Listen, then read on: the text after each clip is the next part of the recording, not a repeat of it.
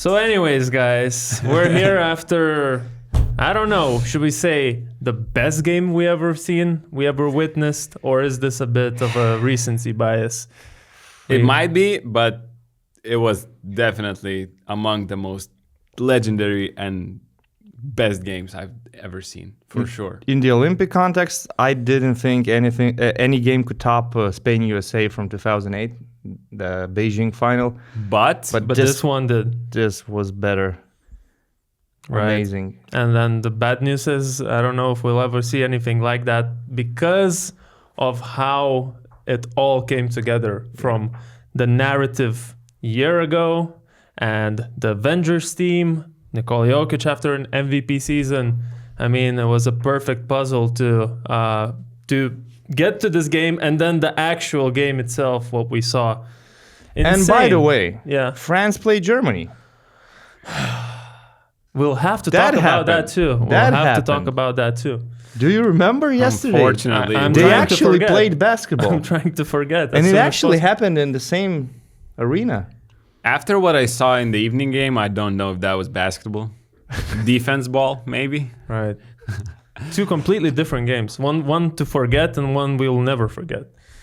The first one was also interesting, but that second game just blew our minds. I mean, I was enjoying basketball again. After the first one, it was agony. After the second one, I understood what basketball is again about. So you mean suffering on the basketball court is not your thing? Not my thing. You prefer players making shots? Yes. yes. And but of course, I mean, it's just two completely different games. I mean, the defense was not shining from Team USA. Let's be honest. I mean, Serbia were shooting wide open threes for the majority of the part, and in the fourth quarter, we finally saw the intensity. We finally saw like Team USA understood that it's now or now or never. Now honestly. Or never. Because that deficit wasn't going away anywhere. It seemed like okay, like we're going into already the details of the game, but I guess are we doing this already? We are doing this already. We're talking about this game. I don't know if we should start from chronologically first half but just generally saying it seemed like USA was coming back in the third. Nope. Serbia hit some shots, 3 with a foul, and then again you have that deficit. So what you said about the fourth quarter, where I think you could see in LeBron's eyes that he really turned on a different mode in there, and the other guys stepping up. I mean, that was they really pulled it out of I do have certain moments stuck in my head, and if we are talking about the first half, first of all, while the chef was cooking. He scored 17 points in the first quarter, but the problem was that nobody else got into any type of rhythm. Like Kevin Durant only took one shot in the first half. Anthony Edwards missed 2 wide open corner threes. And to me, a big moment in the first half was when Team USA, I think they were down by 10 or 12. Anthony Edwards misses a wide open corner three. Then they get a stop. They run on a fast break, and Drew Holiday, instead of a layup, chooses to pass the ball to Steph Curry, and he misses that free. So it could have been easy 6 points for America, but they didn't score. And on the other end, Vasa Micic banks in a three-pointer. And then again, you find yourselves down 15. So Serbia were responding to everything, basically, and it was mostly due to their shooting, but that's what we were talking about before the semifinal. Like, for them to be in the game, we weren't thinking about for them to be in a double-digit advantage, but to be in the game, they have to be super efficient and make most of their open spot-up shots. And they were doing that. Avramovic was making shots. Dobric was making shots. Guduric was making shots. Petrushev hit a free. The only man who was not hitting frees was Nikola Jokic, by the way. Bogdanovic did what we expect from him every time he suits up for Serbia. So, the first half, there were some moments where I thought USA could cut it to 6 and feel good going into that locker room. But in the end, Serbia had an 11-point lead after 2 quarters. And after the first quarter, I thought, well, it's okay. I still don't expect any upsets here. But after the second quarter, I actually started believing that this Team USA is in trouble. And it will be up to the veteran players to save them. Yeah. What I saw in that first half, I mean, you mentioned that problem was nobody else got into the rhythm, but at the same time, defensively, just the lack of intensity, the lack of, I don't know, focus, good decisions. I thought Serbia were getting good shots, great quality shots, way too easy. But they had a great off-ball movement compared to some other games. Everyone's so locked in on Serbia's in Serbia's and let's be real, offensive Americans gamble on defense so much going for steals. Exactly. You don't see that in European ball. I was going to this point because three times in the first half, Americans tried to go for a steal, and all 3 times, 3 possessions end in 3 3-pointers in 9 points. So basically, in 1 second, Serbia don't really have an advantage. One of the American players go for a steal, and it was Anthony Edwards, I thought Holiday, and LeBron James, if I'm not mistaken. 9 points in those 3 occasions. And then in the off-ball movement, and that off-ball movement defense has been the case, like last year and the Ops. Multiple other teams did that. It's just that Americans fighting and navigating through off-ball screens, they're not doing a good enough job. They're just going under, and or they're super late when they're following, and Serbians just hit those threes like Andy Obbs did last time. Couple of times yesterday they went under. Serbia also punished for that. Micic, other guys. So, but also let's give credit to Serbia for taking care of the ball. I mean, you said about going for steals, but Serbia finished this game with 7 turnovers. A team that was turning the ball over quite a bit in the previous stages. This game, in the first half, I think they had only four turnovers, maybe less. I think even after 3 quarters, they had 4 turnovers, if I'm not mistaken. Something like that. 3 turnovers after the first half, I believe. So what it means is that there were no easy dunks that no transition. We were used to seeing in other games where USA beaten Brazil, Serbia in the first game of the group stage, or South Sudan or Puerto Rico. I mean, you would see at least 5 or 6 easy dunks on a fast break opportunity. I checked now. Serbia had 4 turnovers after 3 quarters. Then Nikola Jokic made an early turnover in the 4th, so that's 5th one. And the last 2 came in the last 1 minute and 45 seconds. Yeah, Bogdanovic turnover, bad pass. That led to Steph Curry, fast break 2-pointer. And then the backcourt violation. Yeah. Okay. So, but essentially, when Team USA was trying to go for those steals, Serbia punished on every single time. 15 of 30 from 3 in the first 3 quarters, 0 of 9 in the last quarter. Almost, I mean, you can't ask for better shooting in the first 3 quarters. Also, we haven't spoken about this yet, but on the other end for USA, when they were trying to get great points, Serbia went out with the zone defense, and I think that worked amazingly well. The zone defense was in the second half. I mean, it was in the first half as well. In the second quarter, they started. one or two possessions did, but only. I think it was more relevant in the second half when they were protecting their lead, when they were basically running the clock on offense, and defensively they just tried to stop American ball movement or anything they wanted to do. And I think at the end of the third quarter, it was strange to see the lineup Steve Kerr chose. Like, they're defending you in a zone, and you have a basically non-shooting lineup. It was strange, but we'll get to that a little bit later. Still staying in the first 2 quarters, Serbia scored 53, and it's not a miracle. You expected them to have those shots. It was just whether they will make those shots or not. But the fact that Team USA scored only 42 points was kind of surprising, because as I said, Chef Curry was unstoppable, and when you see the numbers from him, you probably expect his team to be somewhere in the 60s. But there was not that much help in scoring department. I think Joel Embiid finally showed up. We will talk about what he did in the 4th quarter when Jokic was on 4 fouls, but in the first half as well, there was that big dunk. There were 2 3-pointers, and he was locked in. We didn't see the Joel Embiid. We saw Joel Embiid ready to face Nikola Jokic. We saw both.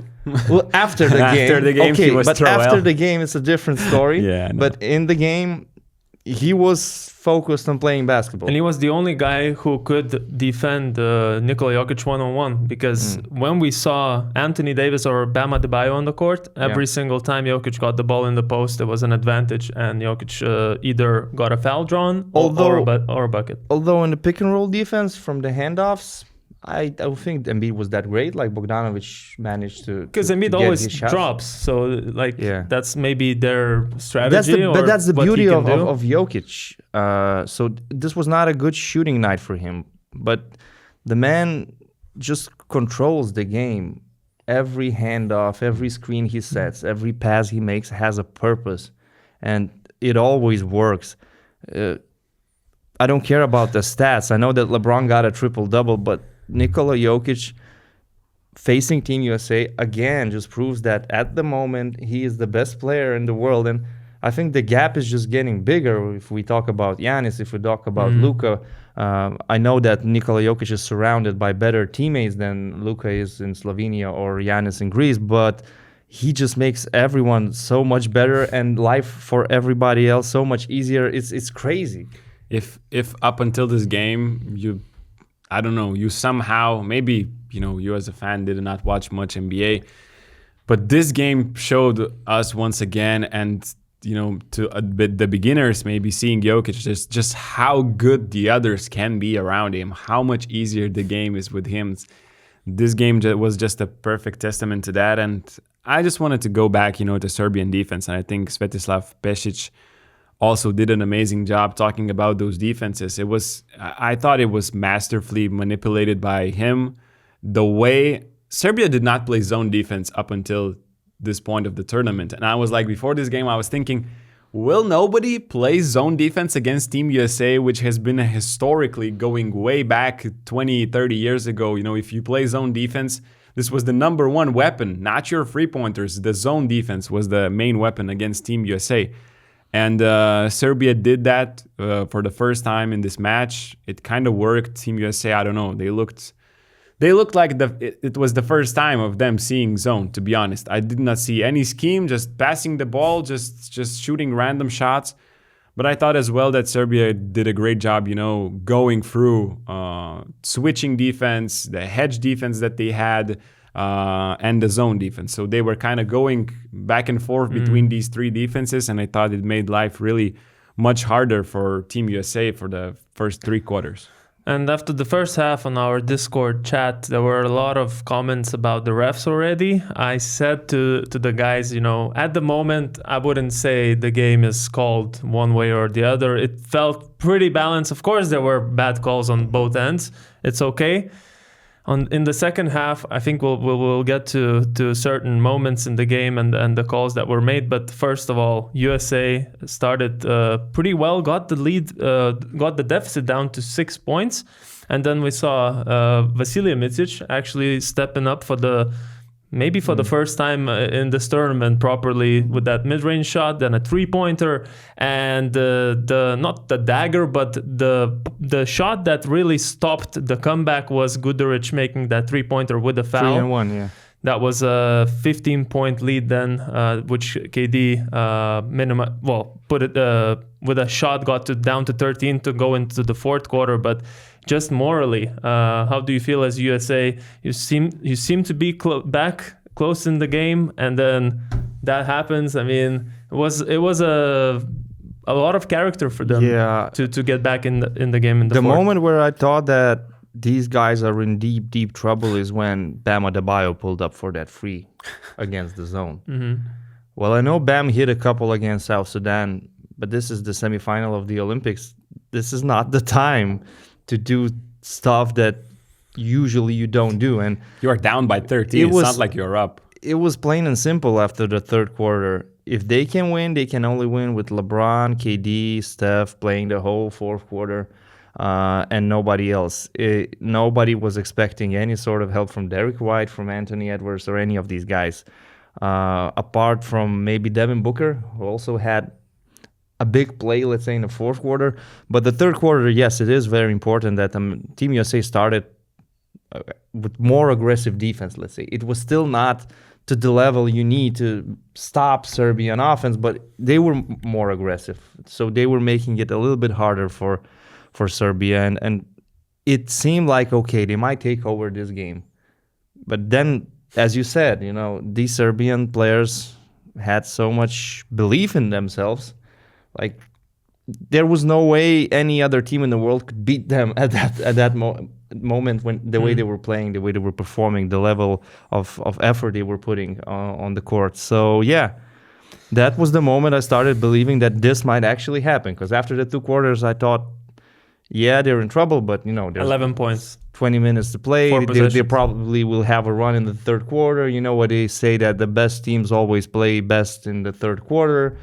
And after the third quarter, I actually thought, oh my God, this is really happening. Charles Barkley is taking away the passports. This is really happening. I really thought that this is happening. And then okay.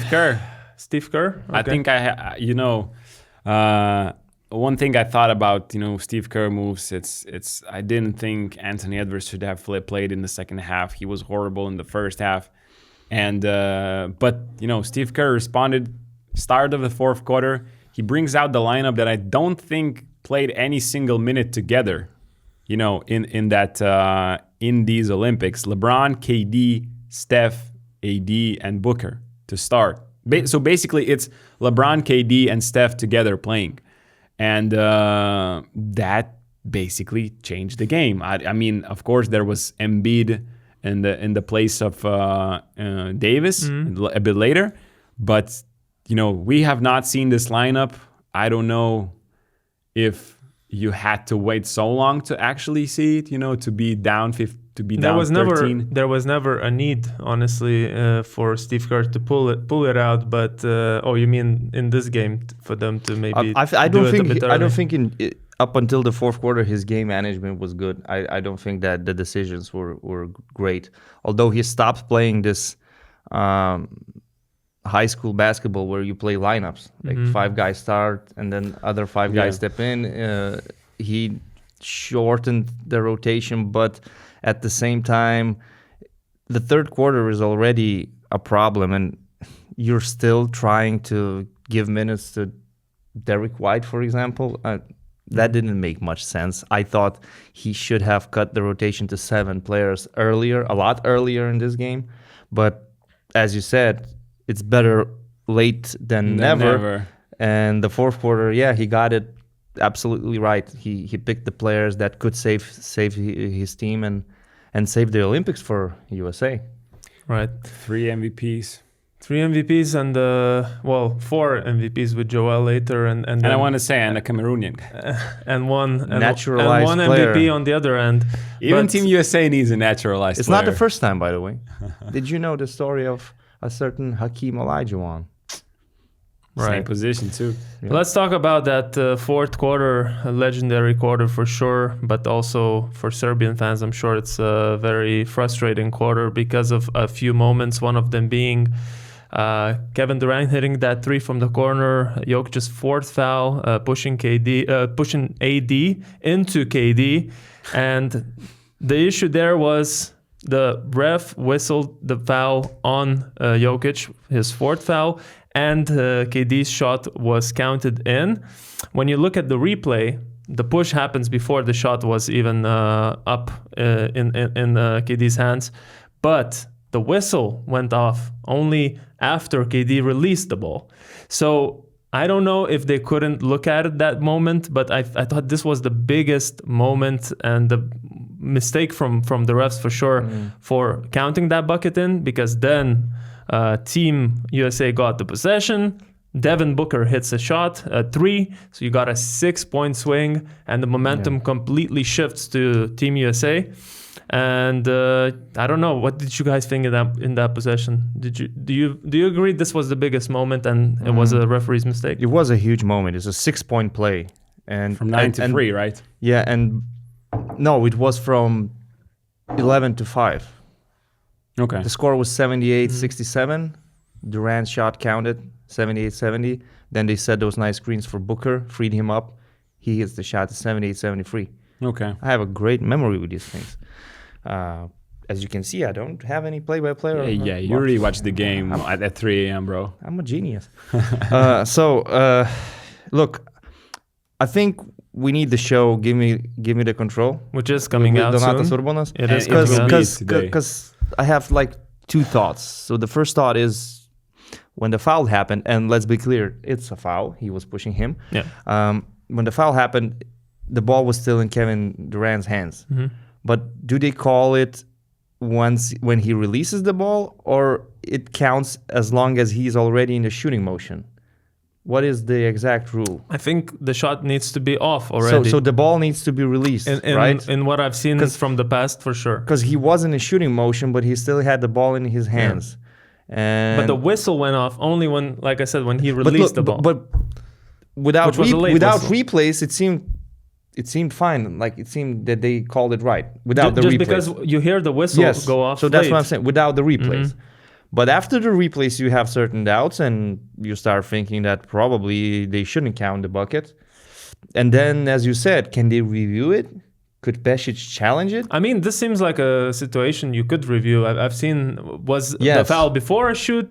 But they had a discussion. They had a discussion on the court.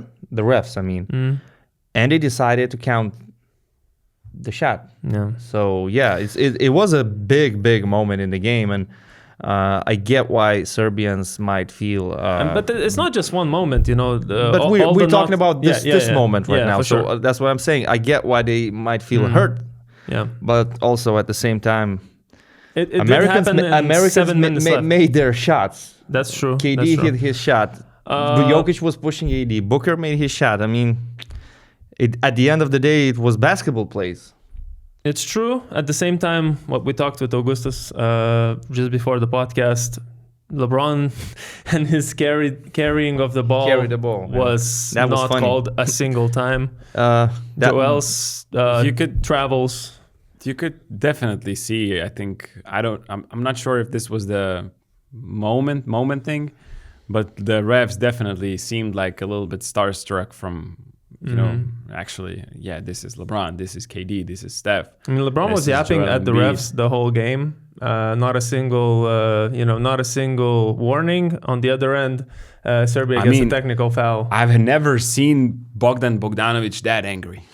I'm not sure if you have. Maybe you have a better memory, but the way he was angry, I don't remember which quarter it was, but after a certain foul, you could see like the camera has him main shot and he's just shouting to the ref because he seems scratched on his body, like you are not calling anything, on LeBron and all that. And of course, Serbians after the game, Svetislav Pesic, I think Bogdanovic as well mentioned that, that the referees, we lost weekend, so we can be angry because we lost, and they had to say that the referees definitely. But at the same time, I really appreciate huge impact. I appreciate Bogdanovic saying that I'm not gonna, take this as an excuse for our loss as well. I'm not gonna just write it off completely to that.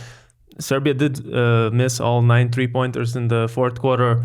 The last few possessions didn't go their way either. I thought if we keep now back to the game a little bit. After that 6-point possession from US, Milutinov was incredible on those offensive rebounds. Really kept Serbia in the game. And there was another one where he already had the ball, but it was just Durant with his long arms. Yeah. Milutinov was big, and he was playing more with Jokic than instead of Jokic in this game and even in the fourth quarter.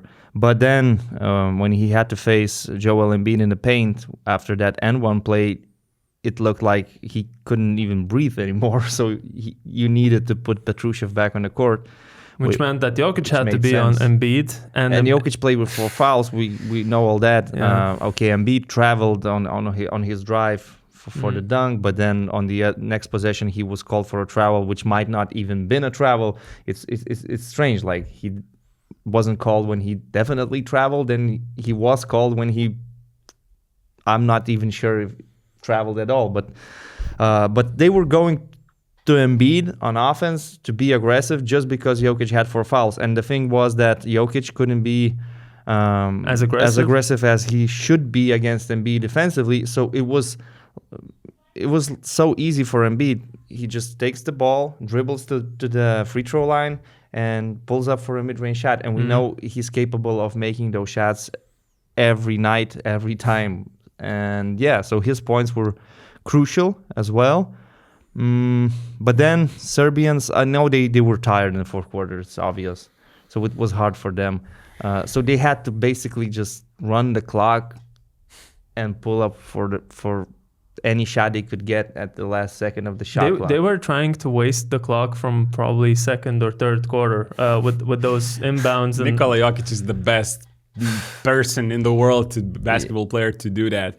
He's always doing that in the NBA, not taking the ball, taking 5 seconds to inbound the ball after a made basket, tying he's like doing this, tying the shoe in the NBA and all that stuff. I mean, it's great. They have 5 seconds on the shot clock.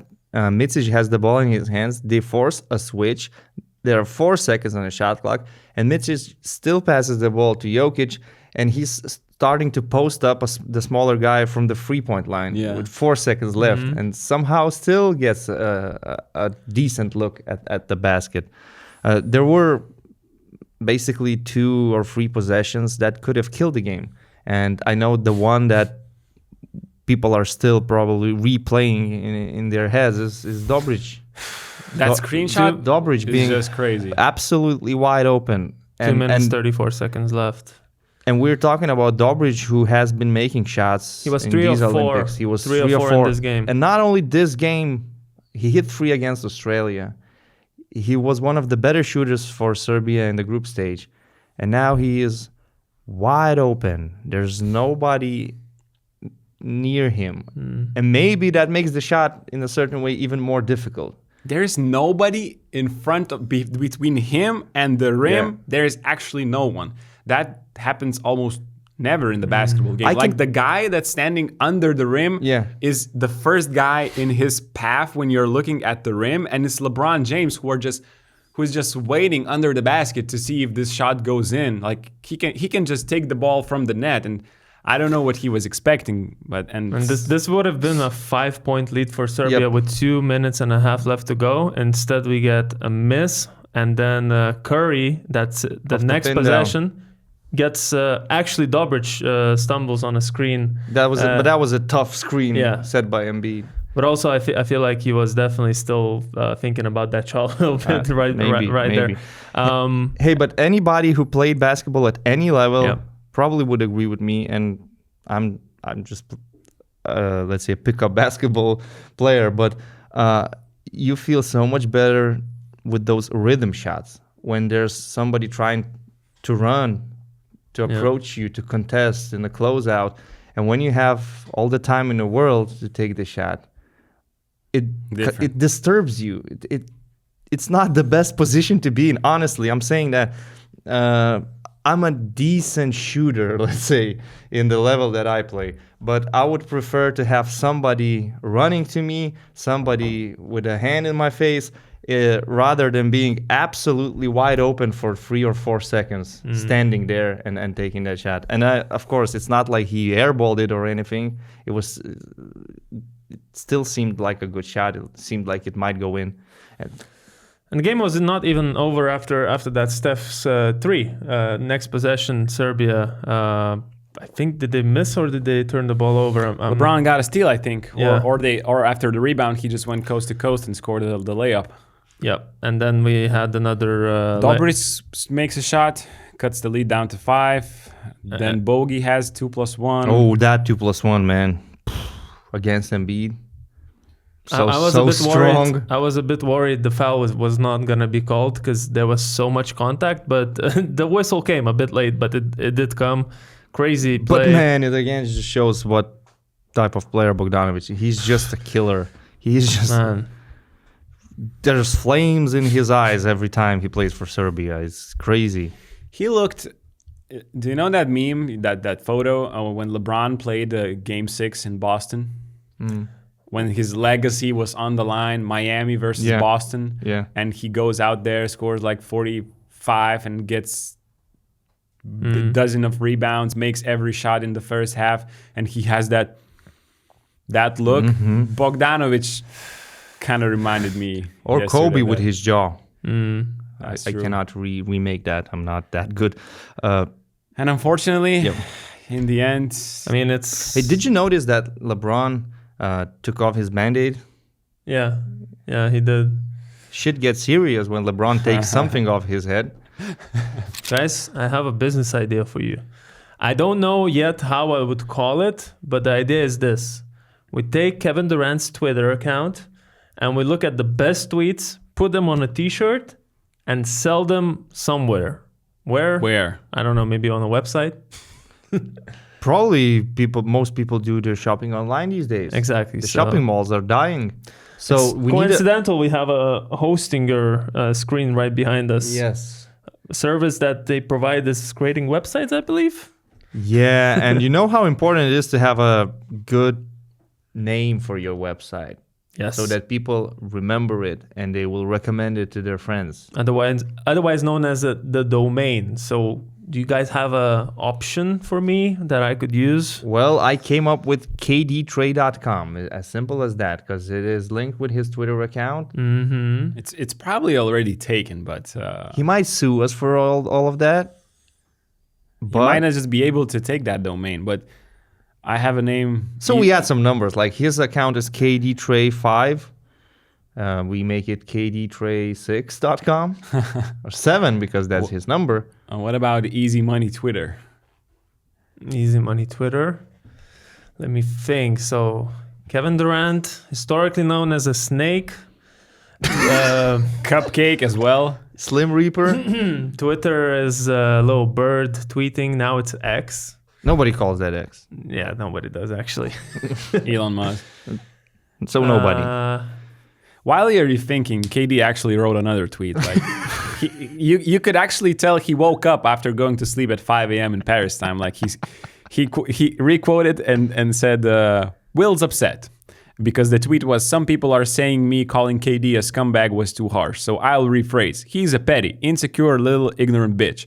And KD just said, "Will's upset." ... Well, And- that's a good tweet. If you have a friend named Will, to have a tweet saying Will's upset when you meet him, that would be awesome. And you could buy that on our future website. Yes. And you still don't have a Which, good name for it. I don't know.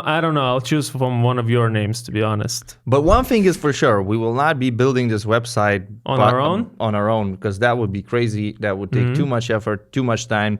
And we're not known for the effort. No. We do the talking. We rarely do the walking. And we let the computer do the walking with Hostinger, since they do have an AI website builder. They do have some AI tools such as creating your logo for you, creating some text that's SEO friendly.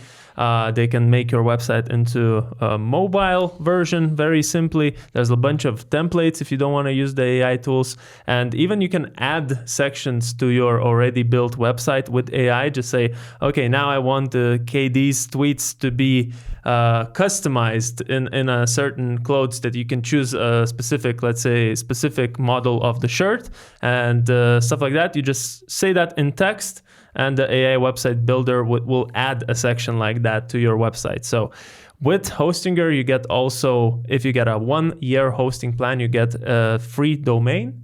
And with our code BNews10, you get also 10% off of all hosting plans. So make sure to check it out in the description below. Start building your dream business right now. Let's talk about KD, that final pull-up, the dagger from mid-range over Petrushev. Like I said to Augustas, you couldn't ask for better defense from Petrushev. Mm-hmm. He was right there contesting the shot, but Kevin Durant, just easy money KD sniper. does. And before that shot, there were some one-legged fadeaway mid-range shots that were very important. In the fourth quarter. And that three-pointer, of course, we talked about. So KD was non-existent for 25 minutes in this game. But then in that comeback, historical comeback in the fourth quarter, he still was one of the top. He had 3 plays. Top dogs. Yeah, KD, Steph, and LeBron. I mean, all the young players on that team, all the young stars in the NBA right now, they still should be worshiping these old heads. They are the ones who saved America. LeBron was Captain America. Then you had KD and Steph doing legendary stuff. I mean, what else can you say? Steph Curry scored more points in this semifinal than he scored in the 4 games before in total. He scored 29 points in 4 games, and now 34 in the semifinal. He was 1 3-pointer away from tying Carmelo's Olympic record for 3-pointers made in 1 game. Wow. What else can I say? I don't know why Alexa didn't play that much. That's one question I wanted to ask. That's probably the last question we have to address about this game.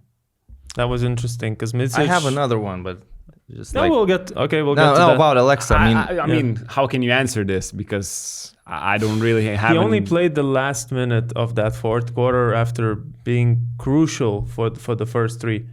Even in the 3rd quarter, he didn't play as much, to be honest. Mitsic was giving them more offense, maybe. That was the reason. But Avramovic was hitting every shot that game. I thought he was hot. He was... my note after first 2 quarters were... Maybe he was just running out of steam. I don't know. I thought that was Pesic's decision after seeing Mitsic hitting those 2 big shots in the 3rd, and then, you know... I'm just super sad that we will not see Alexa Avramovic playing hoops next year. Yeah, he's not going to play in the EuroLeague. It's not great, but generally a great game from him. I mean, just that 4th quarter, I don't know what happened. I don't know. 15 points in 18 minutes. I mean, what more can you ask? 3 assists. Plus the defense he put on Steph, and, you know, even though Steph hit a lot of shots. There's not much you can do with some of those. And you're still thinking how crazy it is. Like, we're living in the age where Steph Curry is alive and playing basketball. We will not see anything like this ever again. Look, the man is sprinting in full speed, running in circles, playing all these give and go actions. Then he takes the ball, dribbling between his legs, and he's making those shots. He made the most threes in the history of the NBA on 45%? All those shots are crazy. For any other player, those shots are ridiculous. You don't even attempt those. And he's making them in his 12-year career, or what is it, 13 years, whatever, on 45%. What the hell? How is that possible? Another fun fact about this Team USA, every game they had a different top scorer this tournament. So they had KD in the first Serbia game, had Adebayo against South Sudan, against Puerto Rico was the Ant Show, Brazil was Devin Booker, and this time it was Stephen Curry with, I guess, the best performance out of the 5 games so far. So that's an interesting one. I don't know. Do we have anything else to add about this game? One last question to you guys. Okay, I had the same.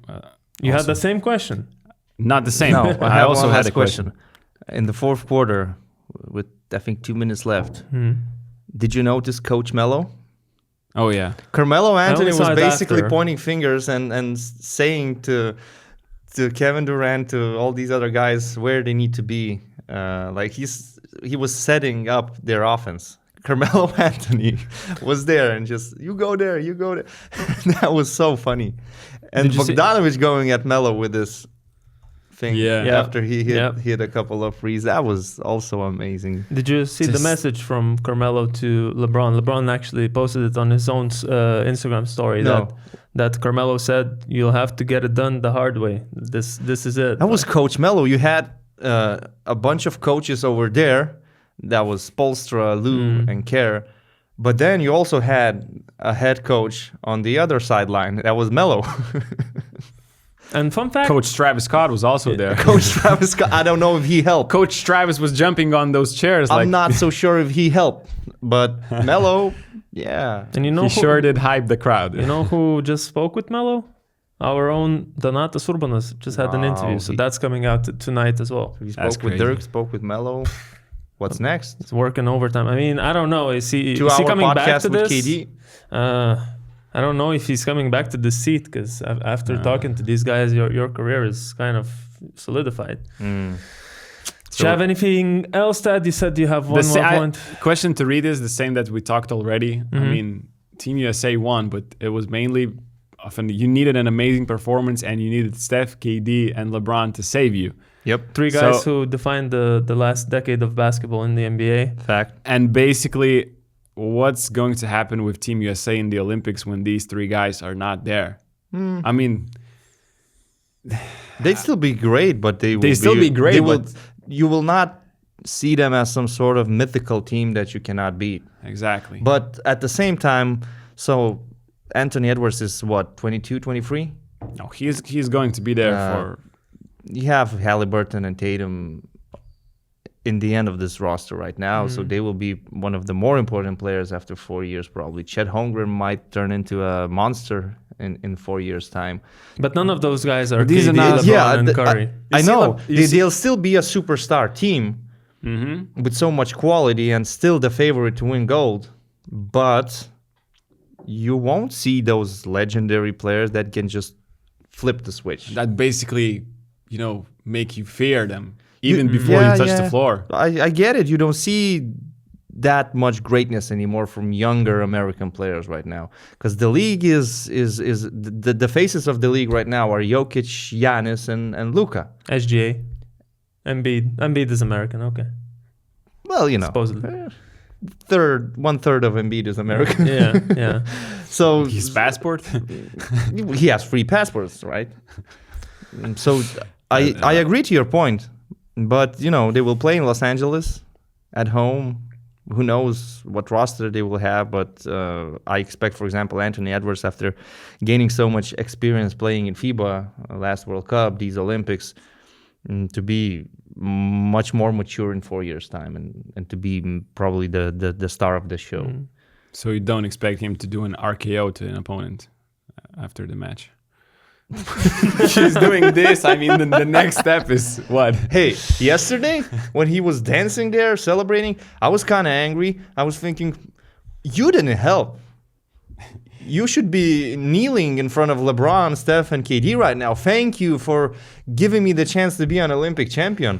Man, you missed those 2 open corner threes. I didn't ask much just to make those open shots. You know who else has a chance to be an Olympic champion? Don't tell me. Vincent Collet. Vincent Collet. Okay, I thought you were gonna say Rudy Gobert, but doesn't matter. It's the same. It's the same. Yeah, France has a chance. Third time in these 24 years, France plays Team USA in the Olympic final of men's basketball. Somehow, some way, since 2009, since when Vincent Collet took over as the head coach of French national team, they're in the finals. I don't know. They're getting the medals. Before it was more explainable. They used to have, Tony Parker. They used to have Boris Diaw. All those. Nicolas Batum was younger. It seemed more logical. Now, what we saw this Olympics, we probably had them almost out of the knockout stage with that Japan game. Which, if that foul doesn't happen, I mean, we wouldn't be talking about this right now. They probably would be the 3rd seed, still Depends. advanced. Maybe. It depends. It depends. They could still advance, but they would have a different opponent. Might have faced USA in the first round. Might have faced USA in the first round, in the quarterfinal, you mean. This team has a strange aura. You just don't know how they go through quarterfinals, semifinals, but they do. And right now, okay, the simplest explanation is they got to the final because of their defense. Because offensively, they just play out of emotions. That's what it seems to me like. Yabusele just has that ball, and all of a sudden there's this burst of energy, and now I'm going to drive to the basket. No one's going to stop me. Same with Lazor. Cordinier, crazy plays he had against Canada, now the same thing against Germany. But at the same time, I don't want to compare this run to the 2022 Eurobasket, because in 2022, they were down going into the last minutes of the game. In this case, they were leading against Canada for 39 minutes and 43 seconds. For the whole game. Yesterday, they were leading for the most part of the game. after the start Germany had, it seemed like nothing's changed. They We're played back- in the group yeah. stage. The same thing is happening. Franz Wagner is dominating the game. Dennis Schroeder is being Dennis Schroeder. And they, Germany built an early 10-point lead. 12-2, 12-2. 10-point lead. Early yeah. 10-point lead. And it seemed like, well, that's all, folks. Yeah, exactly.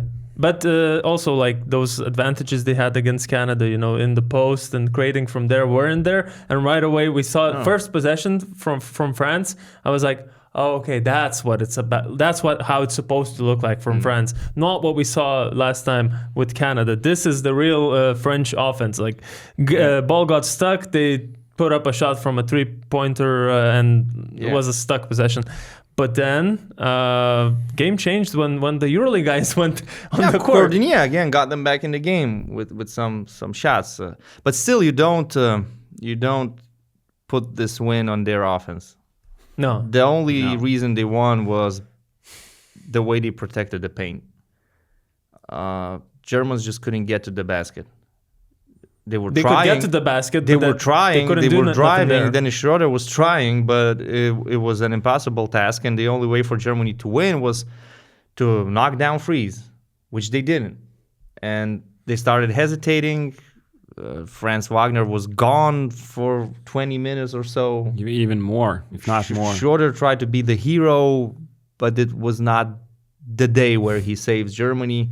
No one else stepped up. No one else stepped up. Okay, Bonga hit a couple of spot-up shots, and As we expect And still now. after Wagner's free, they were still there. Like, there was a 2-point game with 33 or 34 seconds left. Dirk Nowitzki was celebrating the three-pointer, staring down Tony Parker, who was sitting next to him, and they were still there. But then it became a free throw shooting contest.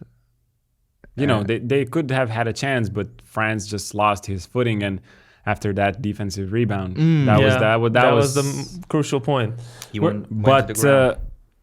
But just, I mean, the French defense, it's the size that made all the difference. I mean, when you can have, Wemby, when you can have Batum defending your ball handler, when you have Ntilikina on the court, when you have Cordinier, who is super quick, when you have LBC pressuring the smaller guards, Yabusele, the size, Lazor, the speed and the strength, was so hard to deal with this combination for Germany. I thought, again, just like Serbia tried to limit Team USA, France did the same well with Germany. They were, first they were hedging Dennis Schroeder or Franz Wagner, so Daniel Theis had to deal with the game in those short roll situations, and he did not score a lot in those. After the passes back to outside, French would just be there on the closeout situations because of their quickness and length. And if you play a second pick and roll, there is a switch with like 7 or 8 seconds remaining, and then you have Wemby in front of Dennis. And when you have only like a couple of seconds there, it's hard for you to actually score there. So...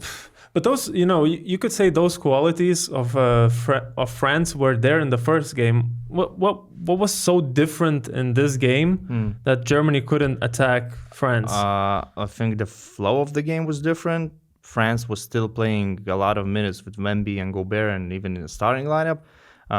France was playing that game after a poor performance versus Japan. The confidence levels were different because they went into this game after beating Canada. Definitely, they were feeling much better about themselves.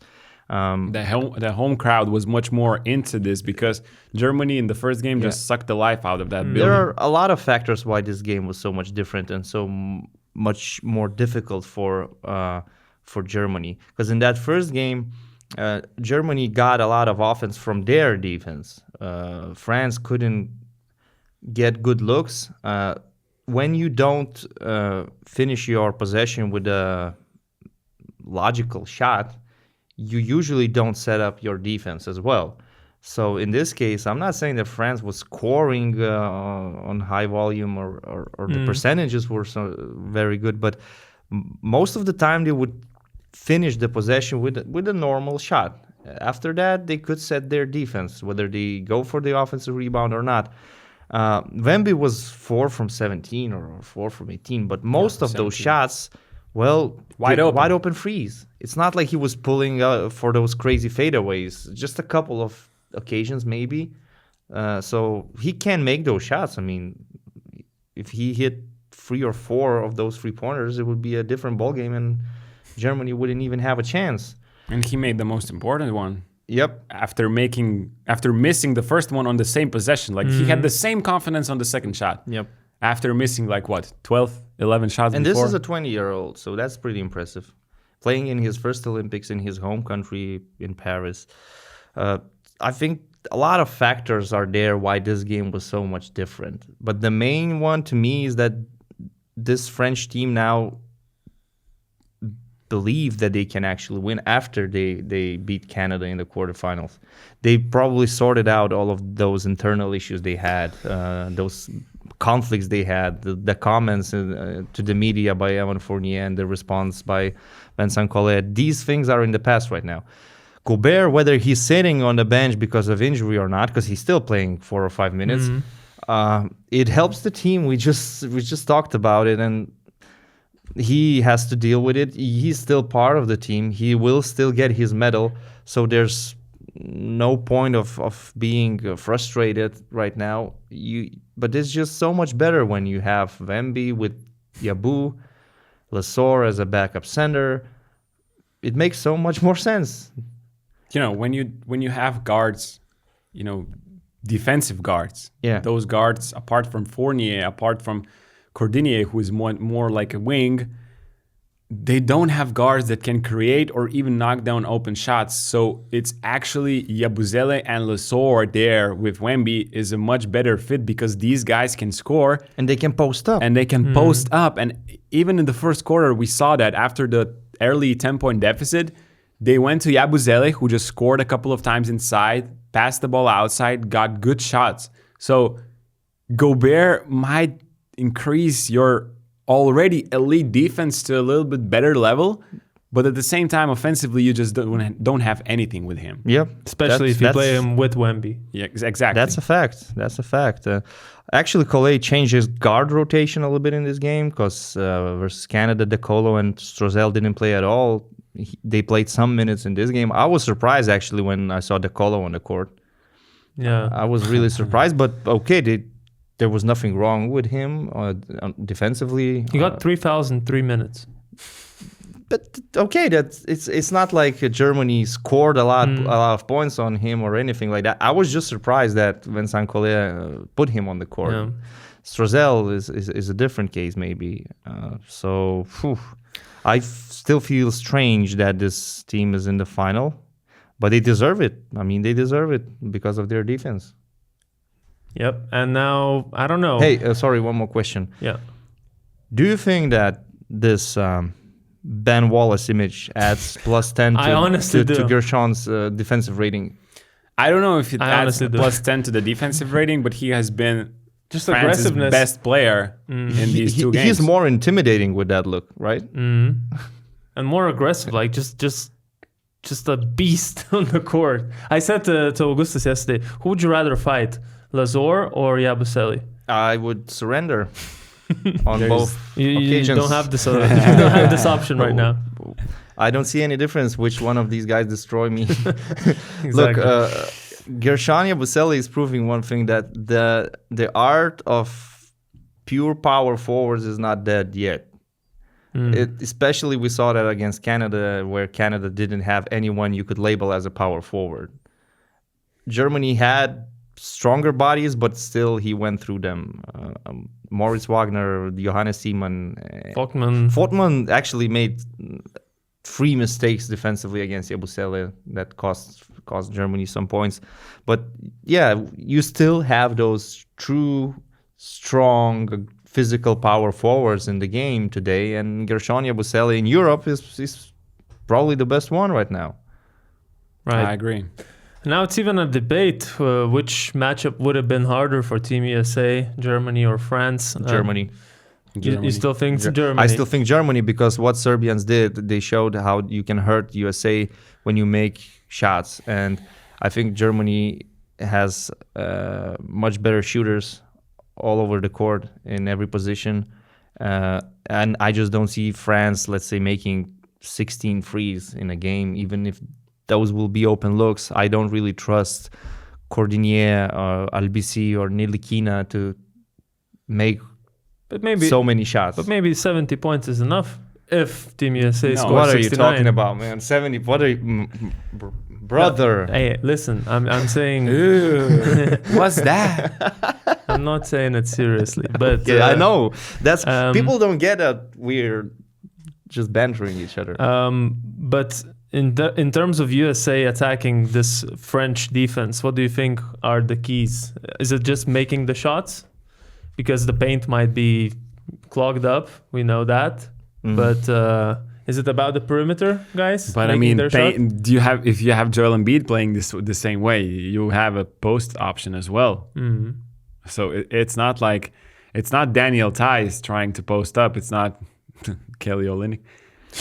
I mean, it's Joel Embiid in the post. So if he plays the same way that he just did in the quarterfinals and the semifinals, that's another weapon for Team USA in the finals. And we might have talked about his non-fit for this team and that he might kind of hurt Team USA, but now in the playoffs he's showing that he's actually a force to be reckoned with. NBA Twitter owes an apology to Joel Embiid after the semifinal. I don't think they were wrong.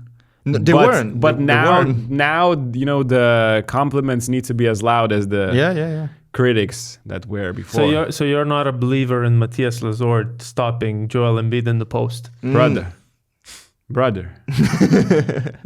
I'm asking.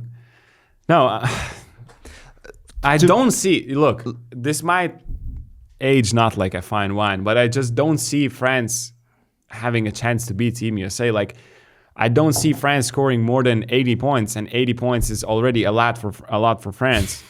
So I don't know. I will put this in simpler terms. So if you pack the paint, you have a shooting contest. And in a shooting contest, the participants are Steph Curry, Devin Booker, Kevin Durant versus Isaiah Cordinier, Matthew Struzell, Nicolas Batum, any other, Wemby, Frank Ntilikina, Victor Wembanyama. Who do you expect to win in a shooting contest? Like, let's say one team takes 32 3-pointers and the other team does the same thing. We are talking about how Serbia were great shooting the ball. They made 15 out of 39, but Team USA made 16 out of 32 for 50%. That's 50%. Before the semifinal, they were already the number one shooting team. For 44%. 44%. Now this percentage just went up to like 47, I think, 48. And you cannot even compare France to Serbia. Like, for Serbia, Nikola Jokic creates their offense. Micic and Bogdanovic are playing the pick and rolls. Who does that for France? They don't have creators, and to punish USA for sometimes their sloppy defense, for all the gambling that they do on defense, you need to have good creators. You need to have confident ball handlers, which I just don't see on that French team. But for France, the silver is like the gold right now. I mean, there's no pressure going into that final. If you lose, you can still be happy. Like 3 years ago in Tokyo, in Sydney in 2000, nobody expected France. That was a completely different French team even before Tony Parker, but still that was the final, France versus USA. The same story. France is happy to be here. They already have their medal. But they're playing home. They might have ambitions to obviously win. But so I'm not expecting a big blowout or anything like that. Look, even after what happened yesterday and what Serbia did, I don't think France has the weapons to do the same thing. I agree. And don't get me wrong, I don't think France is in any way likely to win this game. I just wanted to give them, I wanted to start a conversation what should happen for France to win, but I see that, we all agree that our point, a miracle. And Ogi said it, and I agree. Our point is that Germany would probably have a better shot at gold. And for USA, you think any chance they kind of would feel, we already did our job with the Serbia game? Like, it's a big boulder to get off your chest after being down in the fourth, coming back. I think vice versa. I think they survived yesterday and they realized again how tough it is to beat those national teams with NBA players. They saw Nikola Jokic, the MVP. Now they're seeing the #1 draft pick, the man who's projected to be one of the greatest basketball players ever. I don't see any complacency, Okay. any Job chance not for done. that. I mean, it's a gold medal game. Yeah. And should we move on to the bronze medal game? Or do you have any more things in the preview of the final? Not really. The bronze medal game is... It's a I just first of all, even Serbian president just wrote on Twitter, in which country are these not steps? Next time, tell us in advance who we can beat. Oh, But what I wanted to say is just Serbians after such a game, I don't know how you can actually, be mentally, energetically in the game for bronze after such a heartbreaking defeat where you almost made gave history. your best chance in history. You probably had the best chance in history to win gold. Probably the best chance to win this dream team, Avenger team, call it whatever you want. And now to play against for the bronze in what's it, like 36 hours? Because the game is tomorrow at 12 our time, 11 so 11 in Central Paris. Central Europe time, yeah. So to add to I your just point, don't know. To add to your point, Serbia has a bad history with recovering after heartbreakers in the semifinals. When I think about them playing for bronze, I remember the World Cup where they lost to Turkey, where they were also pointing to the referees. It was a heartbreaker. They couldn't recover. They played for bronze against Lithuania. You could see that mentally they were not there. This was 2010, right? 2010. Then I remember the 2015 Eurobasket, which happened in France, in Lille. Also, they lost the semifinal. They were hurt by it. They lost to Lithuania. And against France for bronze, they were not there. So they have a bad history with these things. You sure they played France for bronze? I thought I'm sure they played France. Lithuania played France for gold, no? 2015. It's not 2013. Oh, sorry. Yeah, correct. 2015, we played Spain. Yeah, correct. So, yeah, that probably makes Germany kind of a favorite for the bronze medal match. But still, I hope Serbia will recover because... I mean, it's still an Olympic you're medal playing is for on an the line. Olympic medal, and those two teams just a year ago played in the World Cup final, and now we have Jokic.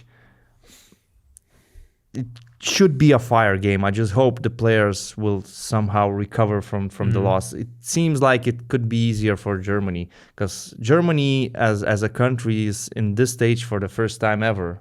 So for them to fight for a bronze medal is huge. Like Serbia, the last time they were in the Olympics, they finished with silver in 2016. I'm looking forward to it, and probably most people will agree that the bronze medal game could be much more interesting than the gold medal game. I agree. I hope so. I hope, final is as interesting as the bronze medal game, but I also agree that this has a better chance of being a much more interesting one. And what are your predictions, guys? We're giving a slight edge, maybe psychologically, to Germany, but in terms of the actual game, does Germany have enough to stop Jokic from creating the game? Or no one's gonna stop Jokic. He's still gonna create, and it's up to some other things. Yes. Who wins? I think Germany will not be a comfortable opponent for Serbia in terms of defense. First of all, Franz Wagner and Dennis Schroeder will have much more freedom than they had against France.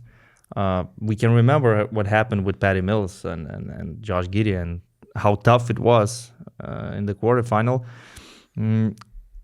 I see Germany as favorites, but I'm gonna go with Serbia. I just love Nikola Jokic too much to go against him. He's the most influential player on the court. Doesn't matter what Germany has. It doesn't matter which bodies they put on him. He's just too good. I will go with Germany still. Slight favorites, I think, for this match, simply because of the psychological factor.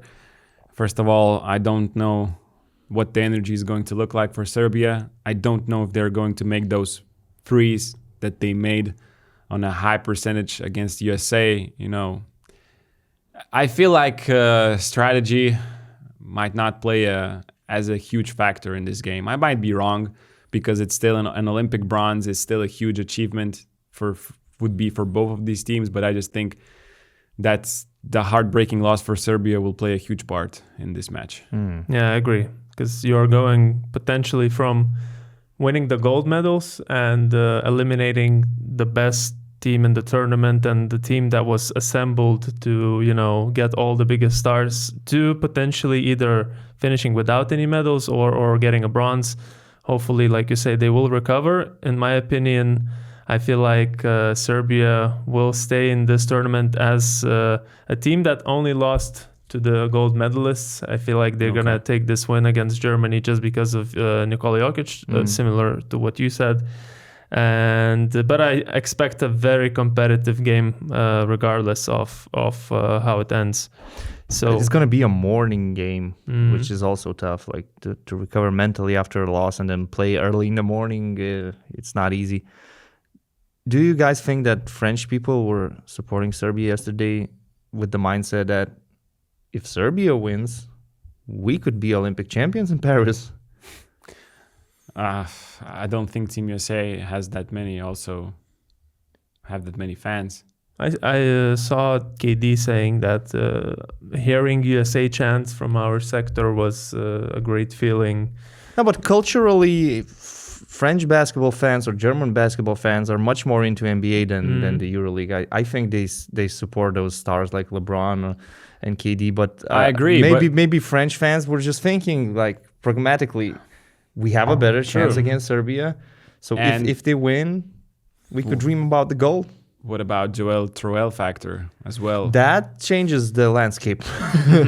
He's not the most beloved NBA player in France right now. So, last day of last days of these tournaments. Tomorrow is the last day, and we'll come back here on Sunday. Recap the whole Olympics. The whole Olympics, you mean? Track and field? Yes, everything. Swimming? Breakdancing, skateboarding. Skateboarding was fire, by the way. I didn't know how good that competition was. Snoop Dogg and Tony Hawk were there. 3-on-3 basketball? 3-on-3 basketball. Nope. Let's end the conversation here. Let's end it guys. here. Thank you for listening and watching. Make sure to subscribe to our channel. Hit the like on this video, and we'll see you on Sunday.